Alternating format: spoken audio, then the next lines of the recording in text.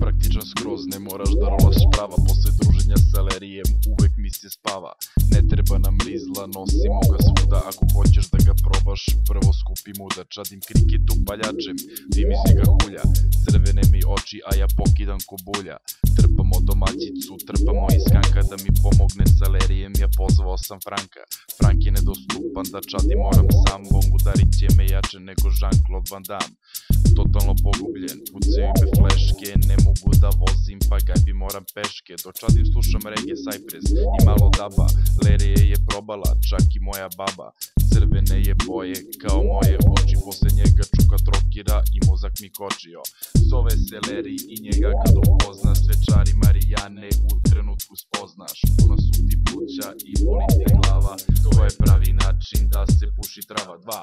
Zove se Leri i njega kad upoznaš. Svečari Marijane u trenutku spoznaš. Puna su ti pluća i boli te glava. To je pravi način da se puši trava.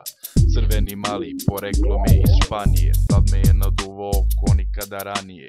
Iz Nemačke, brate, do noga je švaba. Od tad ga cepam stalno ko prava baraba. Uvek je masan, uvek pun je smole. Od prvog hita već te pluća bole. Od drugog hita već ti nije dobro. Tek posle shvatiš koliko si se odro. Polovi u glavi, mučina u stomaku. U njega trpam skoro svaku vutru jaku. Oči su krvave, ne pomažu vizini. Da se povratiš trebaju ti vitamini. Posle druženja sa ime retko ko ostane živ. U faci si bled i pepeljasto siv. Zove se Leri i najbolji je Bong. Stoga njemu posvećen je ceo ovaj song, jo. Zove se Leri i njega kad upoznaš. Svečari Marijane u trenutku spoznaš. Puna su ti pluća i boli te glava. To je pravi način da se puši trava. Zove se Leri i njega kad upoznaš.